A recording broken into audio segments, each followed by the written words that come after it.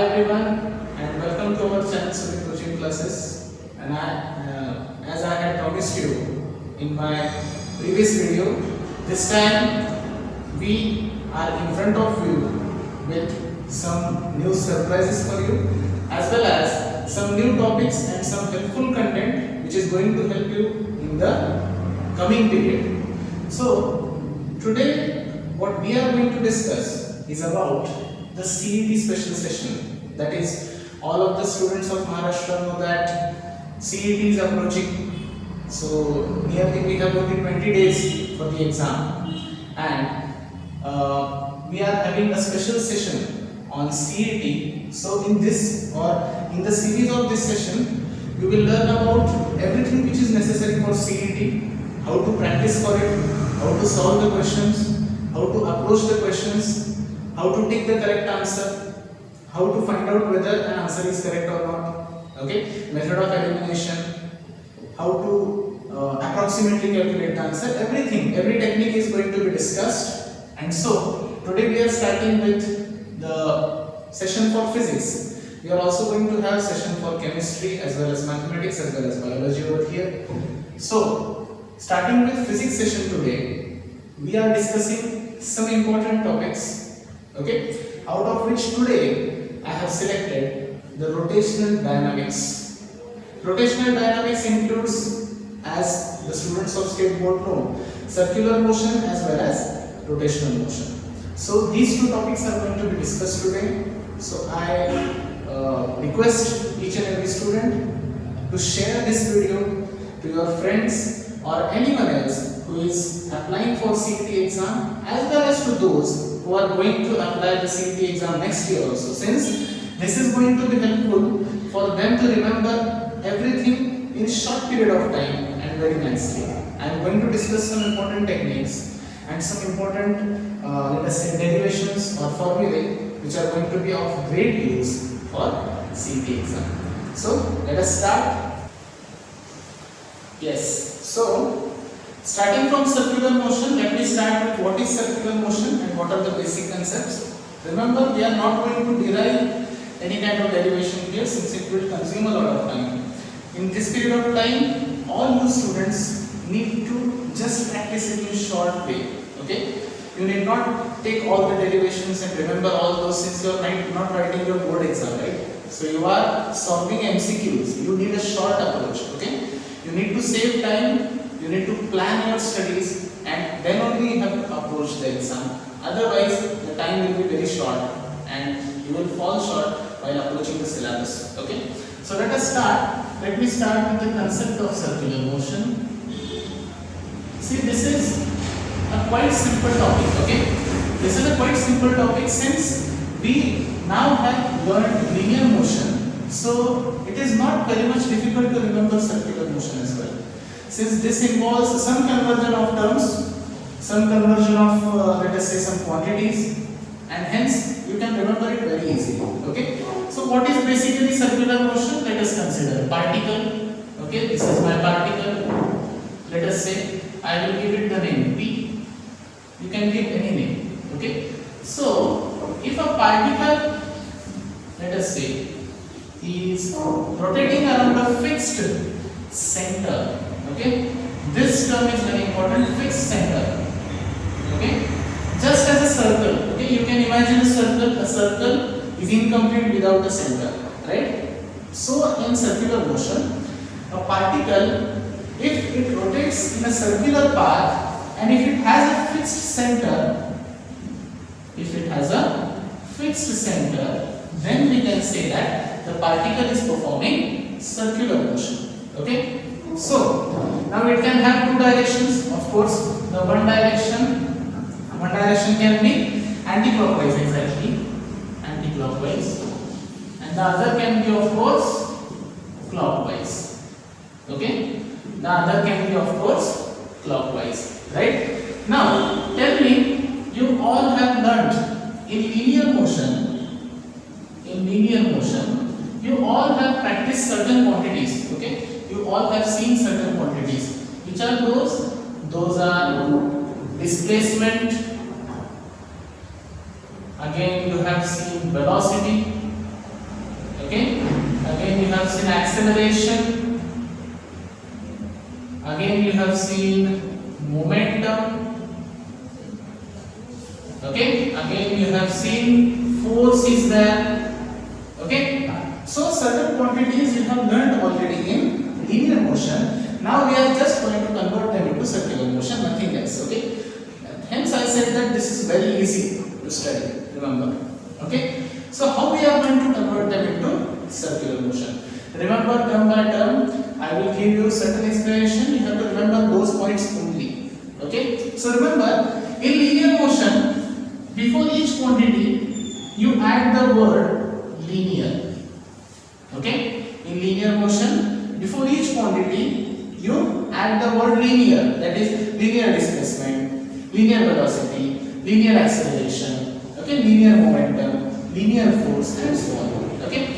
What you have to do in circular motion is you have to add the word angular, okay. Just let me rub this part and I will explain you. You have to write angular, okay. What you have to write? Angular, remember. So see how does it get converted into, okay. Linear displacement will get converted into angular displacement, right? Linear displacement will get converted into angular displacement. Linear velocity will get converted into angular velocity. Linear velocity will get converted into angular velocity. Linear acceleration will get converted into angular acceleration.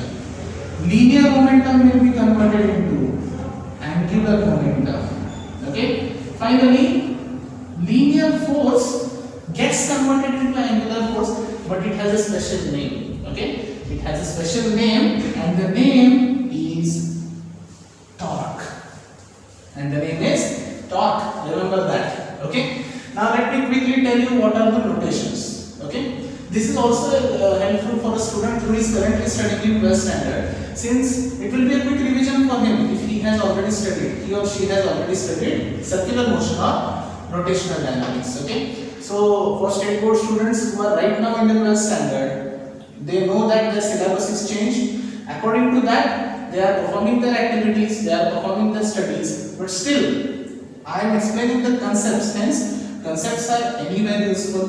So you guys also have to take this positively so that you can make a quick revision, okay. So angular displacement is denoted by omega, remember omega, okay. It seems like W, you should not call it W, it is called as omega, okay. Let me correct my mistake. Angular displacement is given by theta, angular velocity is given by omega, okay.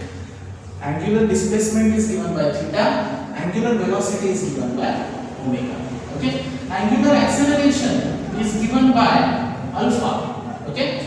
We know the term alpha, right? Alpha, beta, gamma, delta. So alpha, angular acceleration is given by alpha. Angular momentum, it is denoted by capital L, remember. Angular momentum is denoted by capital L, and torque is denoted by tau. It is a special letter, okay. It is a special letter which I will be explaining in further session, okay. So these are the 5 notations, remember, okay. These are 5 notations, okay. Now always remember that circular motion involves direction in it, okay. Circular motion involves direction in it. So all these quantities are basically vector quantities, okay. All these quantities are vector quantities, since you know that a quantity which has magnitude as well as direction, it is nothing but a vector quantity. Very good, okay. So all these quantities are vector quantities, okay. All these quantities are vector quantities. Now remember students, giving a simple mathematical approach to all these quantities will be great helpful, okay. How? See how I do it. Just remember the tricks, okay. Now you have these 5 quantities, okay. These 5 quantities are related to which motion? Circular motion, remember. These 5 quantities are related to circular motion. Now see what happens. Now using the concept of derivative, okay, for standard well students, derivative is not a new concept at all. Using the concept of derivative, just remember all the things which I am explaining now. Okay, suppose if you have theta as your angular displacement, okay, suppose you have theta as your angular displacement, and as we know, derivative, or let us say d by dt here, okay, since everything is changing with respect to time, we are taking d by dt, remember that, okay, everything is changing with respect to time. Now this is the concept which I want to explain. Derivative here is rate of change, okay, always remember in physics derivative is taken as rate of change, okay. Basically its physical approach is the same, it is rate of change, remember that. So in physics what you have to do, you have to remember derivative is rate of change, okay, fine. So now I am just going to apply here rate of change of, see, rate of change of angular displacement with respect to whom? With respect to time, exactly. Rate of change of angular displacement with respect to time, it is nothing but angular velocity, okay. So in simple words you can remember that derivative of angular displacement is angular velocity, as simple as that, right? Derivative of angular displacement is angular velocity. Again, next, now let us take this term, rate of change of or derivative of angular velocity. It is angular acceleration, okay, it is angular acceleration. So in simple words, derivative of angular velocity is angular acceleration, or rate of change of angular velocity is angular acceleration, okay. Yes, so these two formula are to be remembered. These are very important since there are or there have been many numericals which have been asked on this concept also, okay. Remember, the questions are not much difficult for CAT. It depends upon you that how you tackle the question, okay. It is none more than the difficulty level of board exams, just 10 to 20% harder, okay. So it is very easy to approach CAT questions. You just have to crack the concept. That is very important, okay. First of all, just understand the question. Understanding the question is very important. Whenever you understand the question 100%, you can give the answer 100%. If you understand the question only 50%, you can never give the answer 100%. Remember that. Okay? So, first of all, to have your answer correct, you need to understand the question very well. Okay? If you understand the question very well, it is quite simple for you to find out the answer. Okay? Yes. So these two formula important. Mark it down in your textbook or you can write down in your notebook. Okay, yes, so these two formula are very important. Okay, next I am going to discuss a very important relation on which many numericals have been asked. Okay, and that is nothing but relation between linear velocity and angular velocity. Okay, this has been a very important relation, remember, while finding out the answer for numericals. Okay, so remember this very well. Relation between linear velocity and angular velocity, and it is given by v is equal to r omega. This is also an important thing. Mark it. V is equal to r omega. Okay, v is equal to r omega. Remember that. Fine. Yes. So that is another important relation which is useful while solving numericals. Remember that. Okay. Yes. Another important relation. Or let us say formula is A is equal to V square by R. This is another important formula. Mark it down. Important. Okay. I am going a little bit speedy because we have to cover the syllabus, right? So I need to go by this speed only. Yes. Fine. So A is equal to V square by R. Another thing. Now suppose you keep V equal to R omega here. It becomes R square omega square upon R, which is R omega square. So A can be given by A equal to R omega square also. This is another important formula. Okay, so wherever I am writing important, you also note it down. Okay, this is important thing. Remember. Okay. Yes. So these are some important formula which will be quite useful to you. Fine. Yes. So now let us move ahead. Okay. some simple relations which are useful. Yes, now the next thing.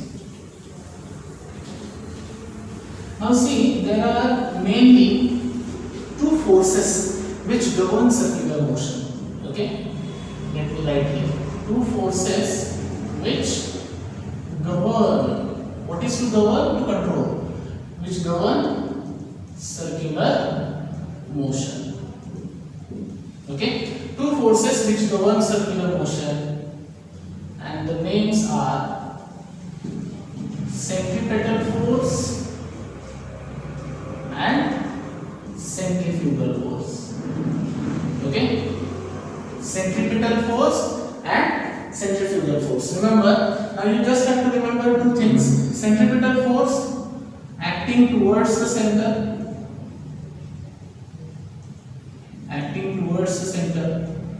and it is also a real force. Okay, centrifugal force acting away from the center, and it is pseudo force. Pseudo is non-real, remember.